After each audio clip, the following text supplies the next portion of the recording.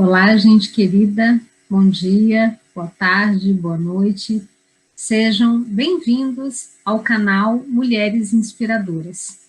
Aqui nesse canal, a gente pretende trazer para vocês conteúdos que possam apoiá-los na ressignificação do seu trabalho pedagógico e na qualificação sobre temáticas que são necessárias ao desenvolvimento de uma prática pedagógica comprometida com a transformação social, com a construção do pensamento crítico, com a emancipação e, antes de tudo, com a garantia do direito à aprendizagem. No canal de hoje, a gente vai falar sobre um tema super importante. A gente vai falar sobre pedagogia de projetos.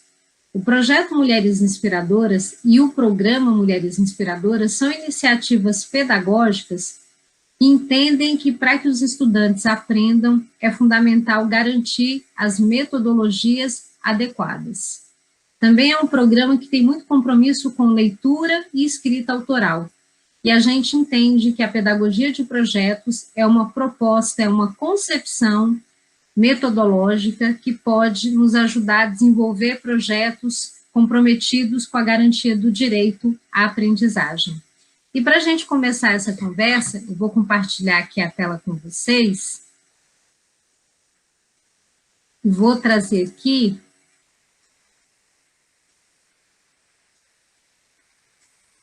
o tema da nossa conversa, que é Pedagogia de Projetos, Transgressão e Mudança na Educação.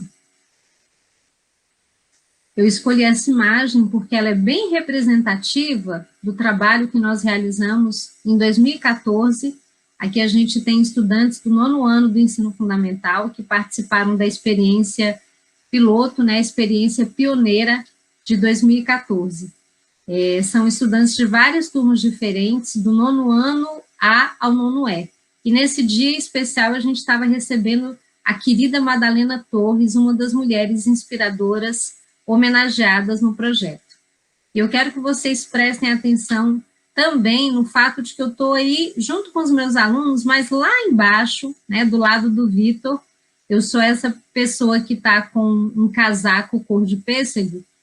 Prestem bastante atenção a essa imagem, porque ao longo da nossa conversa eu vou me reportar a alguns detalhes que aparecem aí nessa imagem, tá bom?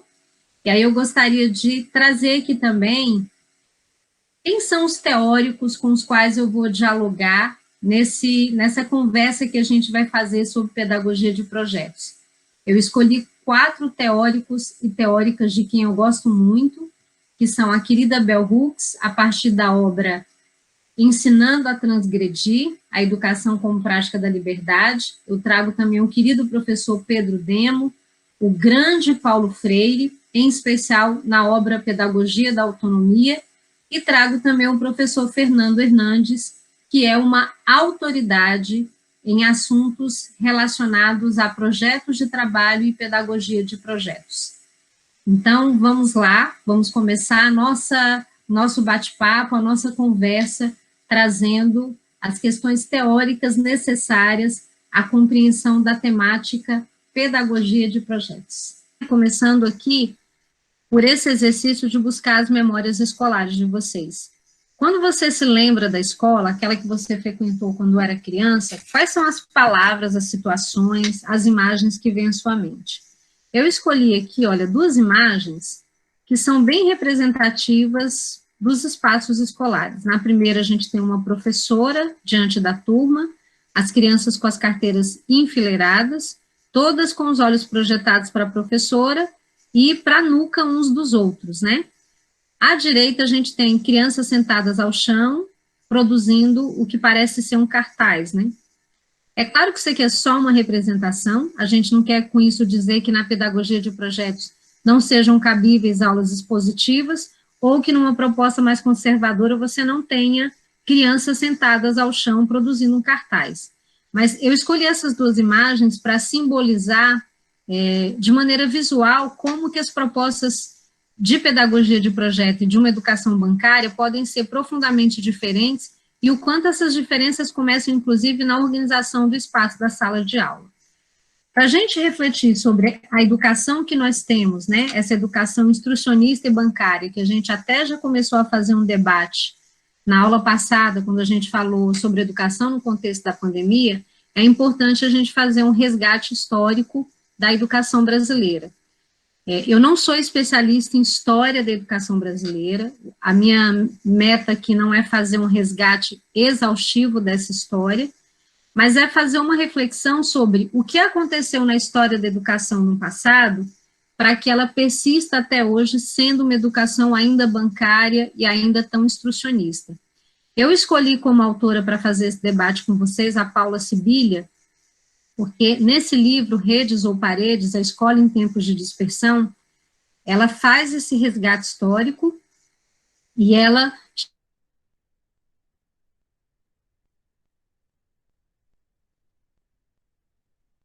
volátil, incerto, ambíguo, né?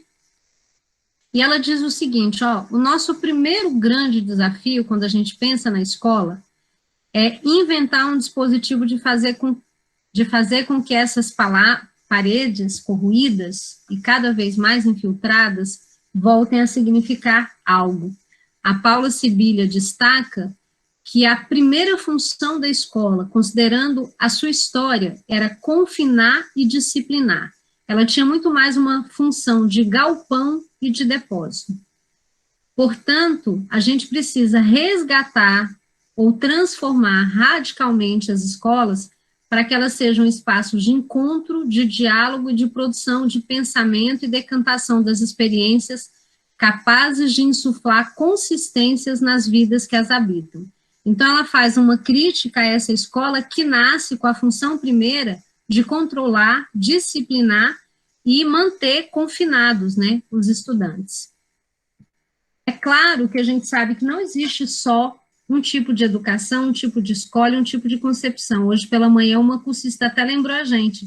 A gente tem Escola da Ponte, o Colégio Âncora, Escola Waldorf. Existem várias manifestações diferentes de concepções pedagógicas, mas a gente está trabalhando aqui com aquilo que nós consideramos uma hegemonia. Há uma predominância ou uma hegemonia de uma educação bancária, instrucionista e colonial. E a gente pode explicar a origem dessa educação bancária, instrucionista e colonial a partir de várias perspectivas, como eu falei, mas eu trago aqui o recorte dos estudos decoloniais. Segundo os estudos decoloniais, parte do processo de colonização realizado pelos homens brancos se deu no sentido de categorizar como inferiores homens e mulheres que ele percebia como diferentes. O Grossfogel diz que, a partir do lugar de homem branco ocidental, o colonizador europeu compreende-se tendo o privilégio epistêmico de definir o que é verdade, o que é realidade e o que é melhor para os demais. É claro que esse processo de colonização, ele vai se apresentar na colonização do ser, do poder e do saber. Os nossos saberes, os nossos poderes e o que nós somos é resultado desse grande processo de colonização. Assim também a nossa escola e a nossa educação. Então, a Paula Sibilha, por exemplo, traz a citação de um autor, Viveiro de Castros, que diante do contato com as pessoas que eram os povos originários, né, no Brasil, os indígenas, como que ele avalia e classifica essas pessoas? Ele diz, a gente dessas terras é mais bruta, a mais ingrata, a mais inconstante, a mais avessa, a mais trabalhosa de ensinar de quantas há no mundo. Vejam que perspectiva violenta até, né? Eu olho para o outro que é diferente de mim, eu avalio o outro a partir da minha perspectiva e eu estigmatizo. Então, os indígenas que tinham os seus modos de vida, de organização muito bem consolidados, formas de organização muito sofisticadas, com uma coerência interna, quando chega alguém de fora e olha para tudo aquilo, simplesmente os classifica como bárbaros, né, como incivilizados, ou como a gente mais trabalhosa com a qual lidar. E aí eu, filiada à proposta teórica da Paula Sibilha, nesse livro, eu trago aqui um exemplo, a gente poderia trazer vários, mas ela destaca que o Kant, esse filósofo alemão, ele teve uma influência muito grande na educação para ela ser o que ela é hoje, né? Ele é um grande intelectual que influencia e influenciou muito a produção do conhecimento na modernidade, e ele produziu várias obras de impacto, como também fundou a filosofia crítica, uma corrente do saber filosófico que buscou determinar os limites da razão humana. O Kant escreveu numa obra, né, de 1803, que a disciplina converte a animalidade em humanidade. Só com esse instrumento nas mãos seria possível dominar a barbárie. Imagina, gente, não é por acaso que as nossas escolas se orientaram durante tanto tempo por uma lógica da disciplina. A gente ouviu hoje pela manhã o depoimento de um professor que, inclusive, vivenciou a palmatória. Cada vez que ele errava, ele dizia que era disciplinado com uma palmatória que a professora usava para surrar a mão dele. Isso está na base da história da nossa educação, uma lógica que entende que nós temos uma origem bárbara, incivilizada, selvagem, que precisa ser controlada. Ele diz mais, esses selvagens, ainda que prestem serviço durante muito tempo aos europeus, nunca se acostumam com o modo de viver deles. Kant desmentia categoricamente que houvesse nos indígenas os selvagens, segundo ele, uma nobre inclinação para a liberdade, como creem Rousseau e tantos outros. O Kant denunciou uma espécie de brutalidade que seria inerente a essas criaturas. O animal ainda não desenvolveu em si mesmo a humanidade. Então, aquele enorme estranhamento que os indígenas tinham em relação às formas de organização dos europeus, para os europeus era sinônimo de que eles eram inferiores, incivilizados e bárbaros. E aí, por mais que a gente fique chocado, né, com essas palavras do Kant, onde ele se refere a pessoas como bárbaras, incivilizadas, e diz que a melhor maneira de resolver isso era a partir da disciplina, é importante esclarecer que essas palavras que causam desconforto na gente, que somos leitores do século XXI, foram redigidas sem hesitação há 2 séculos por um dos pensadores de maior relevância em nossa tradição. E certamente suas reflexões contribuíram para consolidar a instituição escolar tal como a conhecemos. A escola é o que é porque ela é resultado desse processo de colonização. E a educação formal foi um braço importante do iluminismo.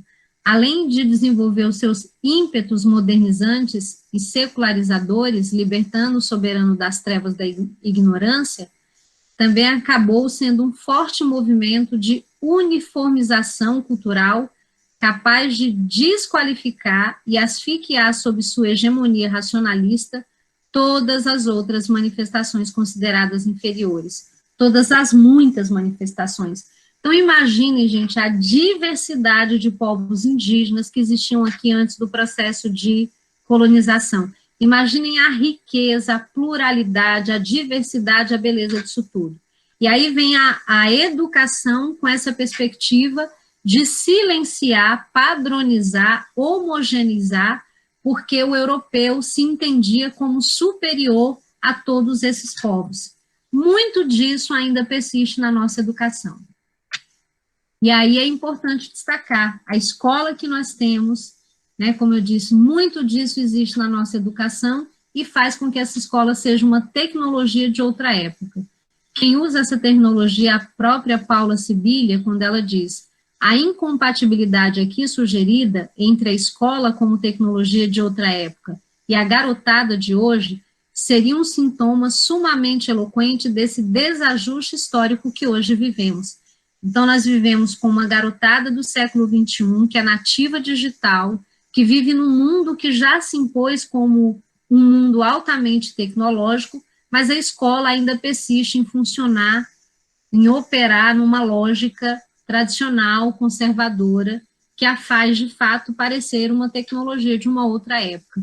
Então, como diz o professor Mário Sérgio Cortella, a gente tem uma escola do século XIX, professores do século XX e estudantes do século XXI. A questão é, se a escola é uma tecnologia de uma outra época, é necessário transgredir o que a própria escola propõe.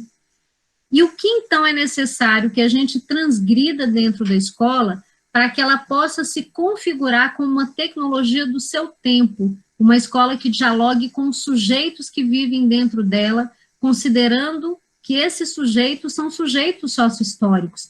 Então, eu não posso esperar de estudantes do século XXI que eles aceitem uma escola que funciona numa perspectiva que funcionava há séculos atrás. E aí eu vou trazer algumas reflexões propostas pelo professor Fernando Hernandes. Ele propõe alguns pontos fundamentais que são necessários que a gente transgrida. O primeiro ponto que a gente precisa transgredir é essa visão da educação escolar baseada nos conteúdos apresentados como objetos estáveis e universais. Isso é uma herança dessa perspectiva colonial, que acredita que o conhecimento é uma verdade absoluta produzida a partir de uma perspectiva única. A gente sabe que os conhecimentos, os saberes, eles são instáveis, eles se transformam, eles se modificam, inclusive eles podem ser contestados. Se a gente parar para pensar, a história que nos foi apresentada até agora é a história na perspectiva do colonizador. O que seria revisitar toda a nossa história privilegiando a narrativa dos povos originários, das pessoas negras que foram escravizadas? A gente teria uma outra história completamente diferente. Então, essa ideia de que o conhecimento não pode sequer ser contestado e que ele é estável, universal, é uma perspectiva que precisa ser transgredida, porque os conhecimentos precisam ser percebidos como realidades socialmente construídas. Um outro ponto que é importante transgredir é a visão da aprendizagem vinculada ao desenvolvimento e conhecida como construtivismo. Qual é o problema dessa visão? É acreditar que todas as pessoas vão seguir certas fases do desenvolvimento da mesma forma e que para aprender basta a gente aplicar a mesma metodologia para todo mundo. A gente deve transcender essa perspectiva e entender que há outros elementos que fazem parte do processo de ensino-aprendizagem, como, por exemplo, a questão das relações de poder, a construção das identidades, os sistemas de opressão, o papel dos afetos nos aprender, no desaprender e no aprender. Tradicionalmente, né, as teorias tradicionais do currículo, elas não reconhecem pontos como identidade, subjetividade, gênero, classe, raça. Apenas as teorias críticas e pós-críticas se abriram para esse debate. Então, a gente deve compreender que o processo de aprendizagem, o processo de escolarização, ele é profundamente complexo e atravessado por questões como essas que são trazidas aqui, identidade e relações de poder. A gente não pode reduzir essas e outras circunstâncias a uma visão da psicologia que tenha seu interesse em sobre como os indivíduos se apropriam dos conhecimentos denominados de científicos e relacionados com as disciplinas escolares, aos quais mostra como entidades estáveis, ordenadas e compactadas. O terceiro ponto que a gente deve transgredir é essa visão das disciplinas escolares como fragmentos empacotados em compartimentos fechados. A gente sabe que o conhecimento organizado por disciplinas é uma forma de tornar o conhecimento mais didático e mais fácil de ser compreendido. Mas na natureza o conhecimento está integrado, está diluído, está misturado. A escola separa em caixinhas e isso muitas vezes dificulta a compreensão, o entendimento e até dificulta que os estudantes associem aquilo que eles estão aprendendo àquilo que acontece fora da escola. A gente sabe a resistência que há em se propor uma abordagem interdisciplinar dos currículos. Então, a gente precisa, como menciona aí, né, romper essa perspectiva e trazer uma forma de abordar os conhecimentos que reconheça a sua e a sua transdisciplinaridade. Um outro ponto que a gente precisa transgredir é essa lógica trazida pela escola de que a razão de ser da educação é preparar os estudantes para um futuro. Então, desde que as crianças entram na escola, é como se a gente desprezasse o fato de que elas estão na infância, aí mais tarde a gente despreza o fato de que elas estão na adolescência, porque toda a vida delas gira em torno de passar numa prova de vestibular ou talvez numa prova de concurso. Qual é o grande problema disso? A gente nega às crianças e os adolescentes o direito de viverem como sujeitos a cada época da sua vida. criança tem que ser criança, adolescente tem que ser adolescente. E quando a escola atropela isso em nome de impor determinados conhecimentos ou de preparar para determinadas provas, isso é uma violação muito grave que empobrece e precariza o processo de ensino e aprendizagem. O quinto ponto trazido pelo professor Fernando Hernandes, que a gente precisa transgredir para tornar a escola uma tecnologia da sua época, é a necessidade da gente reivindicar a autonomia no discurso dos docentes. O que a gente percebe é que, com o passar do tempo, houve uma desvalorização do conhecimento dos professores e esses conhecimentos foram substituídos por discursos psicológicos, antropológicos ou sociológicos que pouco respondem ao que acontece no cotidiano da sala de aula. Para transgredir o que a escola está propondo, tornando-a tecnologia do seu tempo, é necessário que a gente reivindique as vozes dos professores frente à voz dos especialistas. Ninguém entende mais de sala de aula do que professor, que está no chão da escola. Considerando todos esses pontos que a gente deve transgredir, eu queria trazer aqui um esquema que eu trouxe na aula passada, só para a gente resgatar, né, algumas diferenças essenciais entre o que propõe a pedagogia de projeto como uma alternativa transgressiva à educação bancária, né, e instrucionista. Na perspectiva da educação bancária, a margem de ação que eu trago para o sujeito é muito limitada. Primeiro que ele não é percebido como sujeito, ele é percebido como objeto. E ele é convidado apenas a copiar, reproduzir, repetir, decorar, acumular, obedecer, silenciar, ouvir. Na perspectiva da educação como prática da liberdade da pedagogia de projetos, eu vou ter uma margem de ação que envolve permitir ao sujeito criar, produzir, elaborar, transformar, contestar, questionar, refazer, transformar. E considerando que o nosso principal objetivo é garantir que os estudantes aprendam, né, o que é preciso, sobre o que a gente precisa pensar? E aí eu resgato uma fala do professor Pedro Demo, que para mim é muito preciosa, onde ele diz o seguinte, olha, se o foco está na aprendizagem do aluno, a aula cai, porque a aula não é a estratégia mais adequada. Ele chega a dizer, inclusive, que a aula se coloca contra a aprendizagem ativa do aluno, porque na aula convencional, né, aquela primeira que eu mostrei, uma professora falando e os alunos silenciados, na perspectiva dessa aula, o estudante não se mobiliza, ele é reduzido à plateia, a ouvinte e a espectador. E os estudos que tratam da aprendizagem mostram que, para a aprendizagem acontecer de maneira significativa, o estudante tem que ser acionado, ele tem que ter uma ação dinâmica. O Pedro Demo ainda destaca que a aula é uma invenção do professor, que se orienta pelo instrucionismo, uma concepção pedagógica que traz como problema central a falta de percepção de que a aprendizagem mais profunda não passa pela aula, mas por outras estratégias e metodologias, como a pesquisa, o exercício constante de argumentação e contra-argumentação, trabalho em grupo, escrita permanente dos próprios textos. Aí eu queria destacar um trecho que de um artigo que nós colocamos lá na plataforma para vocês, que é da professora Elizabeth Prado. Ela destaca de maneira muito contundente como é que a pedagogia de projetos está relacionada a uma aprendizagem ativa. Ela diz, olha, na pedagogia de projetos, o aluno aprende no processo de produzir, levantar dúvidas, pesquisar, criar relações que incentivem novas buscas, descobertas, compreensões e reconstruções do conhecimento. Na perspectiva da pedagogia de projeto, o professor deixa de ser aquele que transmite informação e passa a atuar num processo que é muito mais significativo, que é criar situação ou situações de aprendizagem.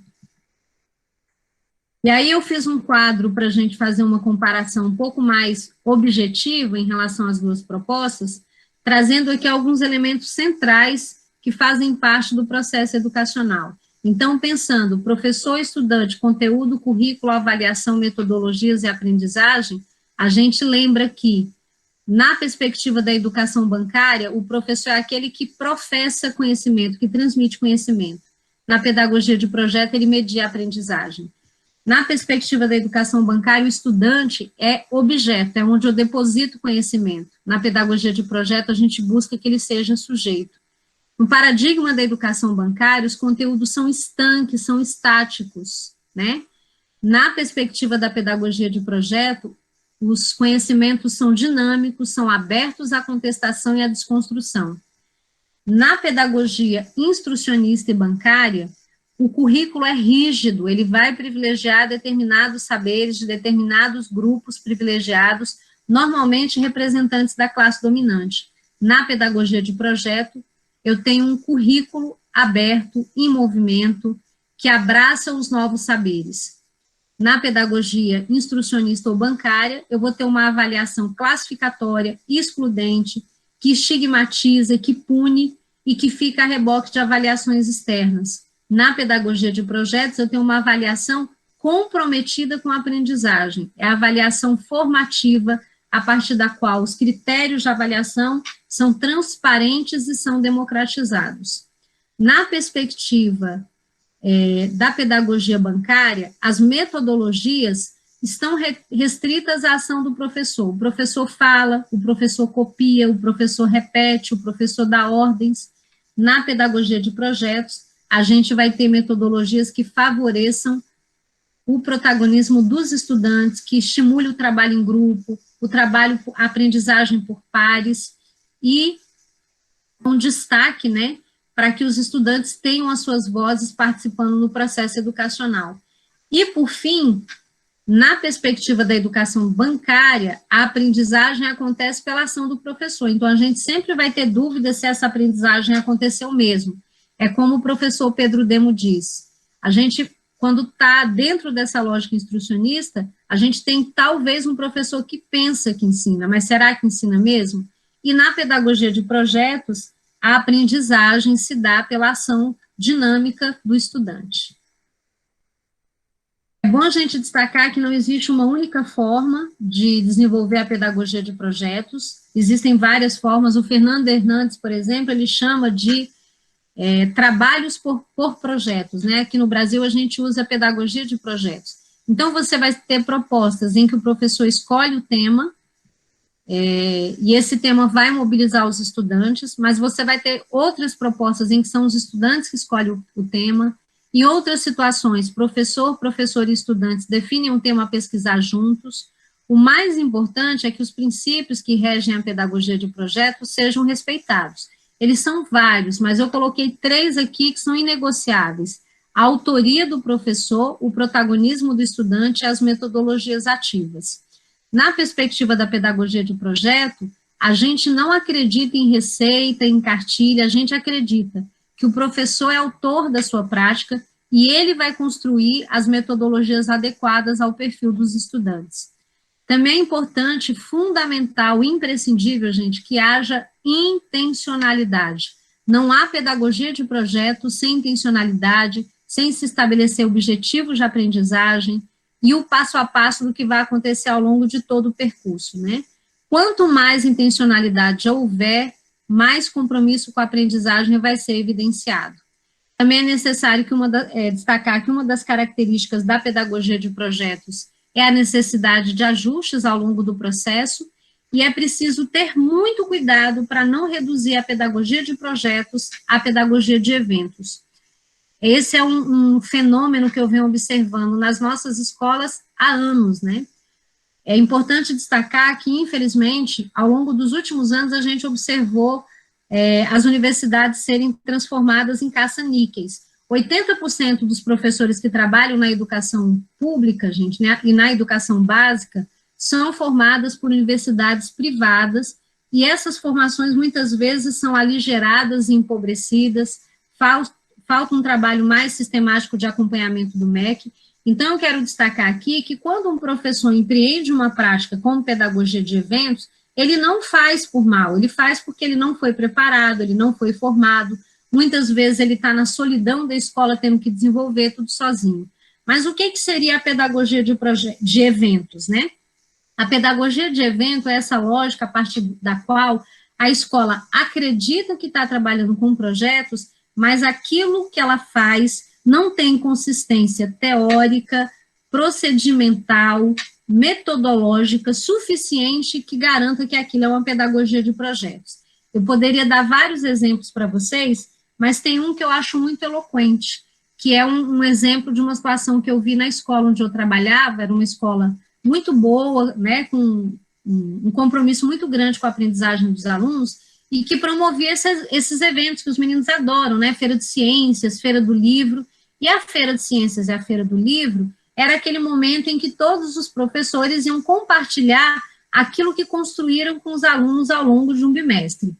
E eu lembro que eu tinha uma colega de trabalho muito querida, maravilhosa, mas a gente tinha algumas diferenças na proposta de trabalho. Eu sempre preferi trabalhar com leitura, produção de texto, uma perspectiva mais socio-interacionista do ensino da língua. E ela tinha uma perspectiva mais estruturalista, então ela abordava muito a gramática pela gramática. Quando chegou a Feira do Livro, eu fui visitar todos os estandes, e quando eu cheguei no estande dela, me chamou muita atenção que tivesse lá gibis feitos a partir de contos de Machado de Assis. E eu fiquei muito impressionada, o trabalho tinha sido feito com alunos do 9º ano, e eu imaginei a complexidade que seria fazer isso. Imagina, você teria que partir da obra do Machado de Assis, fazer uma curadoria de contos, trabalhar esses contos com os estudantes na sala de aula, debater, trazer a questão do específico literário, o que é literatura, porque esse é um assunto que eles começam a ver no 9º ano e vão consolidar só no ensino médio. Depois a professora teria que abordar especificamente o gênero, histórias em quadrinhos, para que os estudantes soubessem como fazer essa transição, como é que eu transformo um conto numa história em quadrinhos. Eles teriam que fazer os primeiros esboços, a professora teria que dar feedbacks, para ver como é que estava, se estava ajustado ao gênero, enfim, gente, seria um processo que, pelos meus cálculos, precisaria de, no mínimo, um bimestre de trabalho. E aí, quando eu vi os gibis lá expostos no balcão, eu fiquei muito curiosa para conhecer o processo. E perguntei para os estudantes que estavam lá no stand, gente, parabéns, os gibis de vocês estão muito bonitos, eu queria que vocês me contassem um pouco como foi isso. E aí um estudante falou assim, então, a professora entrou na sala, falou que ia ter a Feira do Livro, e que cada um de nós tinha que escolher um conto do Machado de Assis e transformar numa história em quadrinhos. A gente achou cada um lá um conto, e ela deu 5 pontos para quem entregou esse gibi.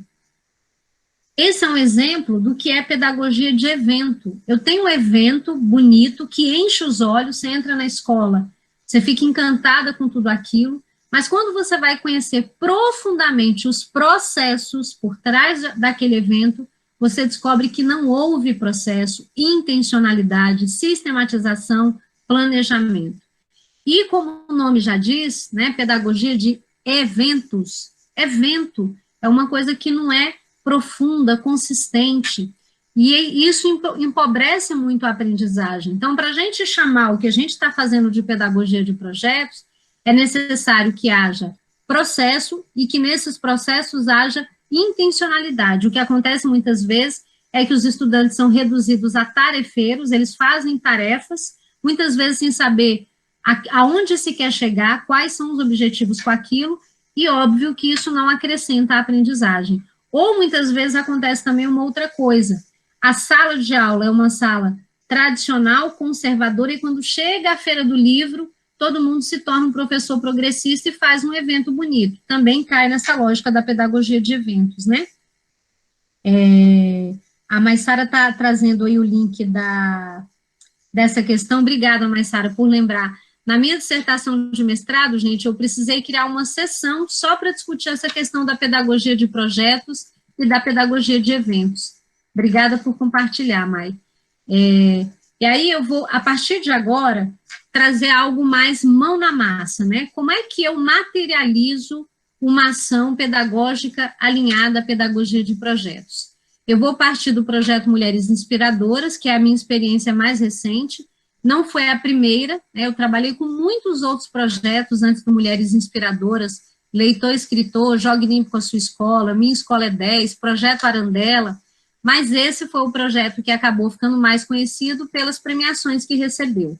Então, quando você trabalha com pedagogia de projetos, você sempre parte de uma questão, de uma situação, problema, que pode ser sua, que pode ser dos estudantes, que pode ser de todo mundo. No meu caso, o projeto nasceu do meu incômodo de perceber a falta de envolvimento dos estudantes nas aulas.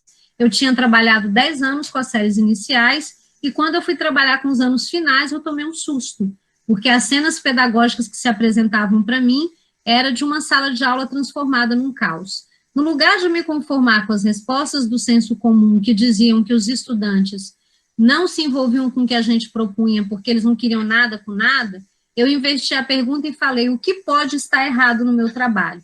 E aí eu passei a me qualificar, a estudar, então eu fiz vários cursos de extensão, de especialização, para ressignificar a minha prática pedagógica, mas além disso, eu fazia os cursos e ia tentando transformar a minha prática. Então, de 2003 a 2017, eu fui buscando me ressignificar, 2014, na verdade, né? Eu fui buscando me ressignificar como professora. E fui experimentando diferentes metodologias. Então, a proposta do diário de bordo é resultado dessa busca por outras metodologias. E passou a ser regra na minha prática pedagógica a solicitação do feedback dos estudantes sobre as nossas aulas. Não só no diário de bordo, mas, por exemplo, ao final de cada bimestre, a gente faz uma roda de conversa e os alunos avaliam como é que foi todo o nosso trabalho. E aí, depois de me ressignificar, vocês conhecem a história, né? Eu passei a usar as redes sociais como ferramenta pedagógica, me deparei com um vídeo produzido pela menina. Nesse vídeo ela se objetificava, ela, na verdade, ela reproduzia esse referencial da mulher objetificada. A partir disso, eu defini quais os objetivos de aprendizagem, quais os conteúdos que eu queria trabalhar e passei a sistematizar o projeto Mulheres Inspiradoras. Basicamente, o projeto trabalhou com as seguintes ações aqui, olha. Leitura de obras escritas por mulheres, estudo da biografia de 10 mulheres inspiradoras, entrevista a mulheres inspiradoras de Ceilândia, entrevista a mulheres inspiradoras da vida dos estudantes. A gente promoveu uma mostra de vídeo sobre o uso ético e seguro das mídias sociais digitais. Tivemos um encontro com a escritora Cristiane Sobral, organizamos a mostra de trabalho produzida pelos estudantes, fizemos um trabalho específico sobre a Lei Maria da Penha, e a última ação do projeto foi a publicação do livro. E aí, vocês viram, vou voltar aqui rapidinho, que eu tenho pelo menos 8 sequências didáticas aí. Para cada uma dessas sequências didáticas, eu tenho processos diferentes. Não vai dar para falar tudo aqui, mas eu escolhi uma sequência didática que vai permitir a gente entender como é que a gente garante a criação dos processos pedagógicos adequados, com metodologias adequadas que estimulem o envolvimento dos estudantes. Então, primeiro, eu defini o objetivo daquela sequência didática. Eu queria que os estudantes conhecessem a biografia de 10 grandes mulheres e produzissem cartazes, folders e seminários para compartilhar os seus aprendizados com a turma e com a escola como um todo. Defini quais eram os conteúdos que eu queria abordar, então eu trabalhei com gêneros textuais, escrita autoral, aspectos morfossintáticos da produção de texto, oralidade, e aí a oralidade se apresentou tanto no trabalho em grupo, quanto no momento em que eles têm que socializar esses saberes com os colegas, e eu sempre começo as minhas ações pedagógicas e os meus projetos pelo diagnóstico. Se você não faz o diagnóstico, você não sabe de que ponto você está partindo e até onde você pode chegar.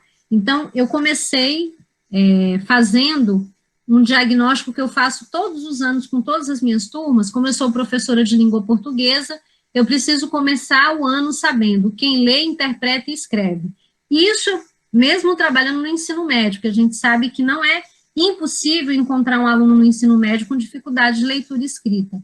Eu entrego para eles esse roteiro que aparece aí, com 21 itens, e eu peço que eles escrevam uma carta para mim, abordando esses pontos que estão aí, ou outros que eles queiram me trazer. Então, eu peço para ele dizer o nome, com quem ele mora, que recordações ele tem da escola, por que escolas ele passou, que sonhos que ele tem para o futuro, o que ele gosta de fazer nas horas vagas. É um relato, e eles adoram escrever, né? Esse relato é muito precioso, porque ele vai funcionar como um norte para o meu trabalho ao longo do ano. Ali eu guardo todas aquelas produções de textos. Antes eu faço um levantamento de quais foram as recorrências, né? Esse é o formulário da produção do texto. E aqui do lado, na extrema direita, eu tenho quais foram os pontos que eu observei. Então, nesse caso desse ano, o que era mais recorrente? O erro mais recorrente era escrever a produção de texto inteira num único parágrafo. Era confundir o uso da conjunção mas com o advérbio mais. Era confundir a palavra agente separado com agente junto. Alguns erros de ortografia. Então, eu mapeio exaustivamente quais eram os aspectos que eu precisava trabalhar, e aquilo vai sendo trabalhado ao longo do ano inteiro. No caso específico do estudo da biografia das mulheres inspiradoras, como eu queria que eles produzissem um folder, um cartaz e um seminário, e era o meu primeiro contato com aqueles alunos, porque muitas vezes você pega alunos que você já conhece, fica mais fácil. Mas nenhum daqueles estudantes tinha sido meu aluno no ano anterior. Até tinham alguns que 3 anos antes tinham sido meus alunos no 6º ano. Então, eu precisava saber, eles conhecem o gênero seminário, exposição oral? Eles sabem como se preparar? Para saber isso, eu fiz um outro diagnóstico. Eu organizei a turma em grupos, distribuí vários encaixes de jornais e revistas, trazendo diferentes gêneros textuais, e dei algumas questões para cada grupo responder. Então, questões básicas. A que público esse material se destina? Qual a ideia central trazida nesse texto? A que gênero textual ele se filia? Em que veículo de comunicação ele foi publicado? Né? Quais são as informações apresentadas? Essas perguntas eram para nortear a apresentação. O meu objetivo era avaliar como é que eles se comportavam diante do desafio de fazer uma exposição oral para a turma. Então, aqui são imagens do dia da exposição oral, da apresentação em grupo. Esse primeiro grupo, por exemplo, ficou com gênero obituário, eles estavam apresentando a informação para a turma. Esse outro grupo, me parece que ficou, eu não estou conseguindo enxergar, não sei se é carta ou conto, acho que é conto literário. Nesse momento, gente, eu estou preocupação zero em dar nota. A minha preocupação era conhecê-los, era saber quais são as fragilidades, as dificuldades, quais são as potencialidades e como ajudá-los a aprimorar. Depois que as 5 turmas apresentaram, eu mapeei todos os pontos e transformei no material informativo. Então, tem um material que é informativo para mim, para eu conhecer e documentar o meu trabalho. Então, vocês, inclusive, terão acesso a todos esses relatos, porque pode ser uma fonte de inspiração para a gente aprender a sistematizar e a documentar o nosso trabalho.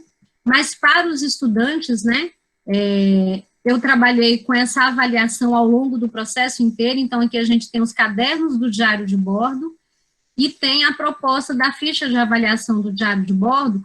A cada diário de bordo que eles escrevem, eles recebem uma ficha onde eu mostro quais são os pontos que ele precisa aprimorar, porque a escola muitas vezes dá nota pela nota, e a minha perspectiva de avaliação é a avaliação para a aprendizagem, é avaliar para que ele possa dar um próximo passo e vencer as dificuldades que ele tenha. E aí, em relação à exposição, eu preparei esse material. Nesse material, eu peguei tudo aquilo que eu tinha observado e fui explicando para eles, olha, o segredo de uma boa apresentação oral é a preparação. Como é que se faz a preparação em grupo? Não é simplesmente dando uma parte para cada um. A gente trabalhou isso em sala de aula, eu discuti quais eram os critérios que a gente ia usar para avaliar a apresentação oral, o cartaz, o folder. Tirei uma aula específica para explicar o gênero folder e o gênero cartaz. Vocês devem ver orientações para elaboração de cartaz e orientações para elaboração de folder. A gente pede um cartaz, mas muitas vezes a gente não discute que gênero textual é esse, para quem ele é produzido, em que circunstâncias ele é utilizado, que critérios eu preciso observar para fazer um cartaz que comunique com clareza, né, com objetividade, aquela informação que eu quero. Então, desde mencionar que eu não posso fazer um texto muito longo no cartaz, porque não cabe, eu tenho que trazer uma letra legível, eu tenho que usar margem, as coisas mais elementares, que muitas vezes a gente supõe que eles saibam, e muitas vezes não sabem, porque a escola não ensinou. E aí, essa ficha de avaliação foi elaborado especificamente para esse seminário. Então, na apresentação oral, eu discuti com eles o que era se comunicar com clareza, com coerência, com pertinência, como usar os recursos materiais adequados. Depois, criei critérios de avaliação para o folder e o cartaz. Então, o que eu ia olhar no cartaz? A organização, a limpeza, a proporcionalidade, a legibilidade da letra, a apresentação das imagens, a observação de aspectos morfossintáticos, a fidelidade ao tema proposto, a pontualidade. Cada item receberia uma nota. Por que isso é importante? Porque, tradicionalmente, na escola, eu até contei hoje de manhã que quando eu trabalhei essa aula, onde eu expliquei para eles o que era seminário, e a gente ia começar a se preparar para esses seminários, eles iam fazer as pesquisas com os nomes das mulheres inspiradoras e a gente ia construindo isso juntos. Eu lembro que uma estudante levantou a mão e falou: professora, eu queria fazer uma pergunta. A senhora está explicando para a gente como é que a gente faz o seminário, está explicando como é que faz o cartaz, o folder, está dizendo como é que nós vamos ser avaliados, está dizendo que vai nos acompanhar nisso. Pai, professora, desse jeito nós vamos tirar nota boa. E eu olhei para ele e falei: mas, meu amor, esse é o meu objetivo aqui, é garantir que esse processo de aprendizagem seja o mais proveitoso para que você possa aprender. E aí ela me disse: mas, professora, não costuma ser assim na escola. Na maioria das vezes o professor passa um trabalho numa semana para a gente apresentar na outra, a gente não é preparado e orientado, tira uma nota baixa, nem sabe por que tirou. Então, também é importante dizer que essa escola como tecnologia de uma outra época é uma escola que naturaliza essas práticas equivocadas. Tudo isso, gente, está naturalizado e cristalizado dentro da escola de uma maneira tão sedimentada que a gente nem percebe o absurdo que é pedir um cartaz para o aluno sem explicar qual o objetivo.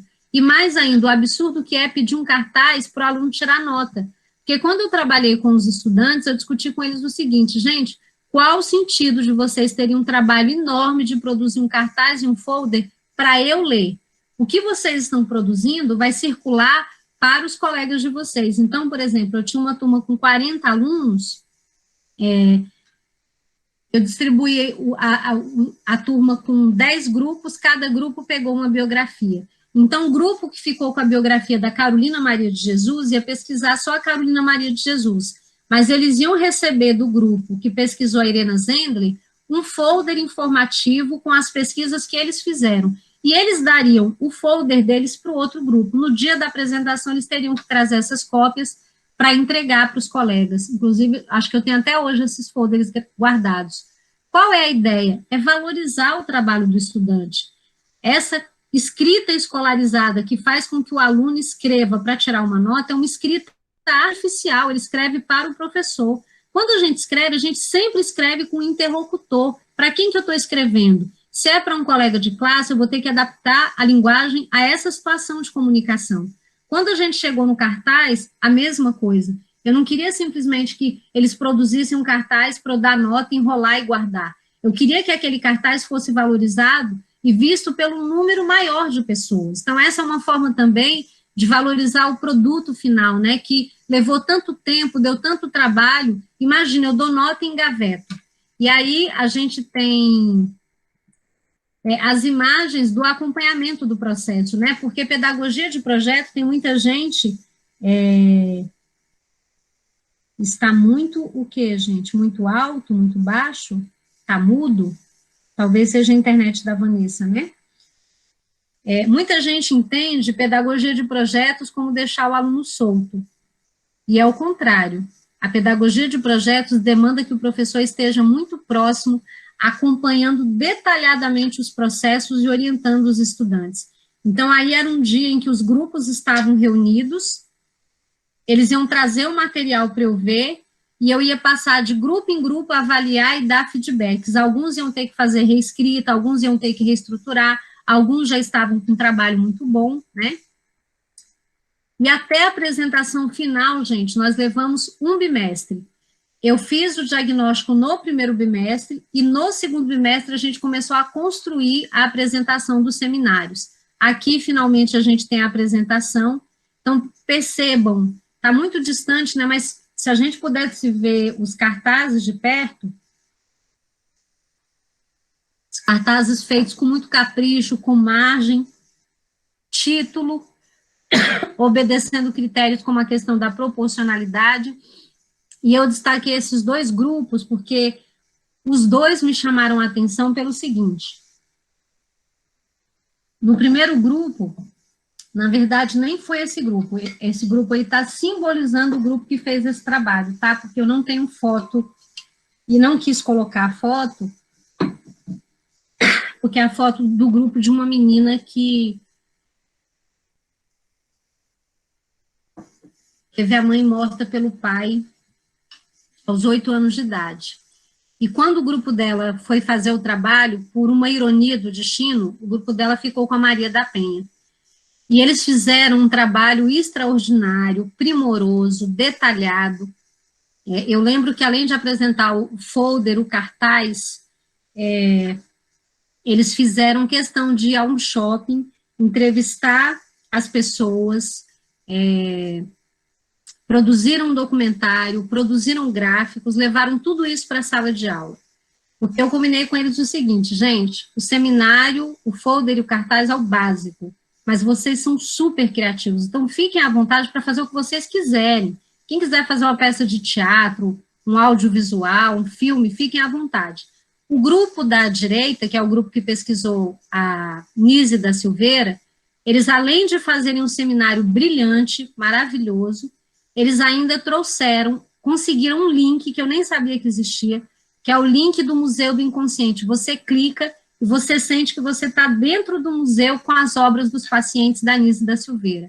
E vale destacar também que esse projeto foi feito com PD. A professora Vitória Regia, minha supervisora, que foi decisiva no desenvolvimento desse projeto, ela me deu 3 aulas de PD e falou: faça o que você quiser.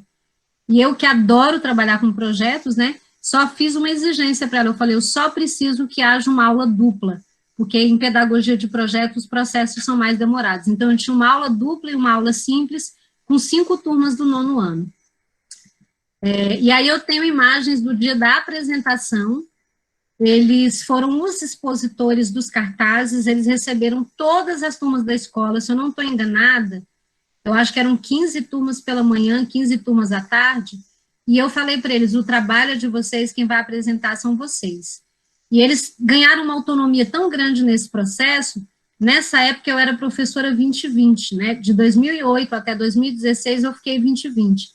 Então eu trabalhava manhã e noite, à tarde eu não podia estar na escola, e a exposição tinha que chegar para os alunos da tarde. Eu falei para eles: gente, eu vou organizar as equipes, vou delegar as tarefas, mas vocês vão fazer isso. E foi impressionante, né, porque eles assumiram com a maior responsabilidade, se sentiram muito orgulhosos de sentir que eu estava confiando a eles uma tarefa que eles iam dar conta de fazer sozinhos, né. Aí, aqui são imagens também da exposição. Quando as turmas visitavam a exposição, eles tiravam uma foto com a nossa campanha, né, de combate à violência contra a mulher. Aqui também imagens do dia da exposição, a gente expôs os livros que a gente estava lendo, porque aqui a gente tinha terminado a primeira etapa do projeto, que era o estudo da biografia das mulheres inspiradoras, e a gente, concomitantemente, já estava fazendo uma outra etapa, que era a leitura dos livros, né, o Diário de Anne Frank e Eu Sou Malala.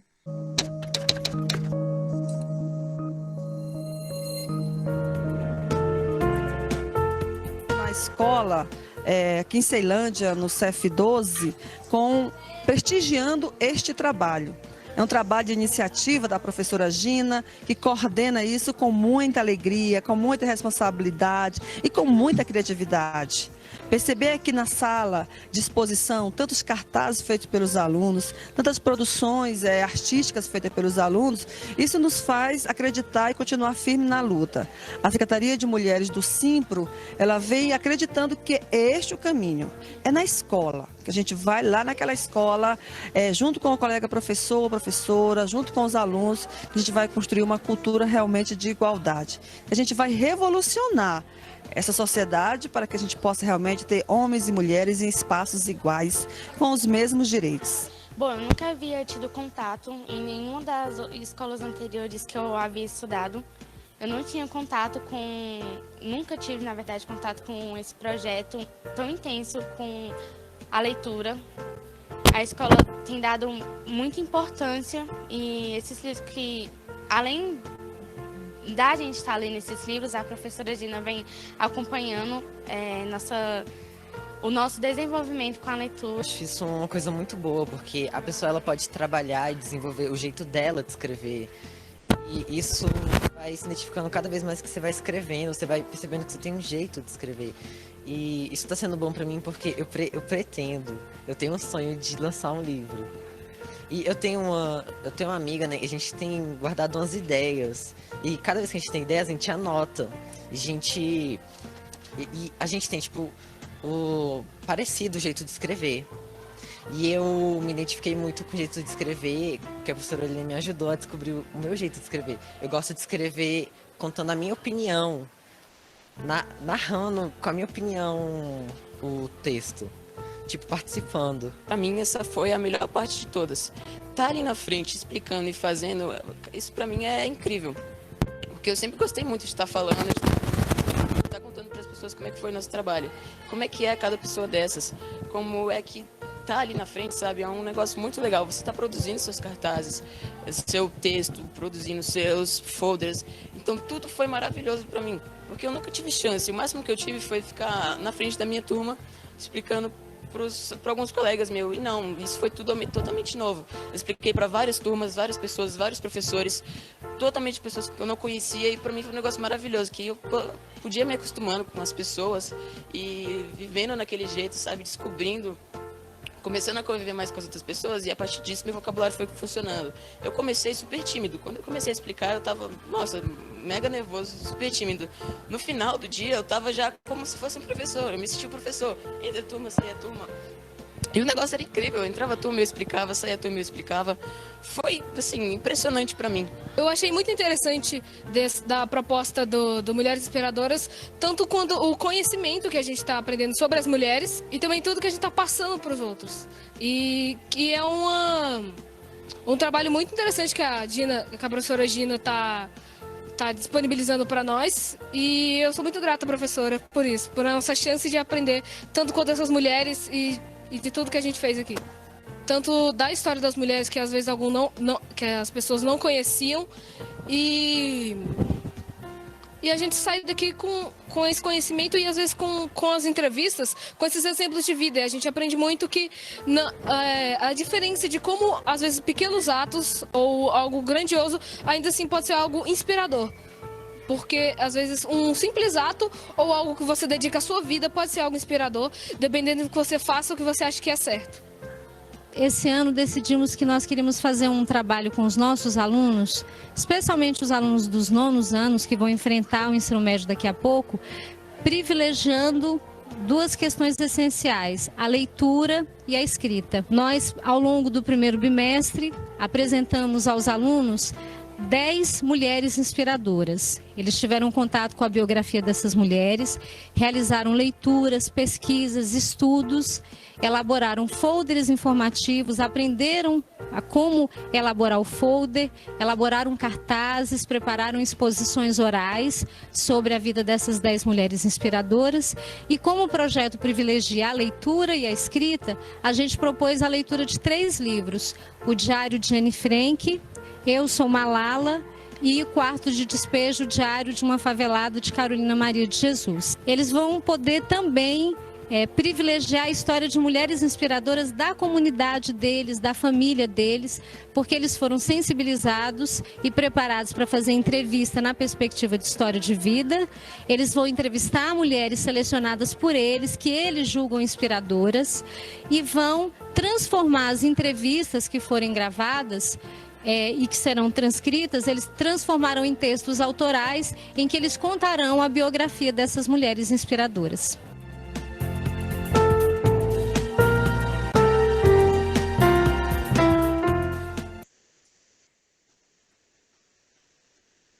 Obrigada, Mai. Deixa eu ver aqui, retomar a apresentação. Estamos quase terminando, só tem mais um slide.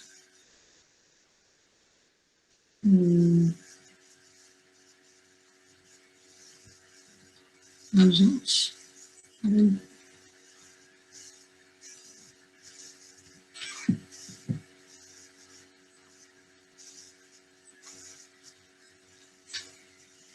Ótimo.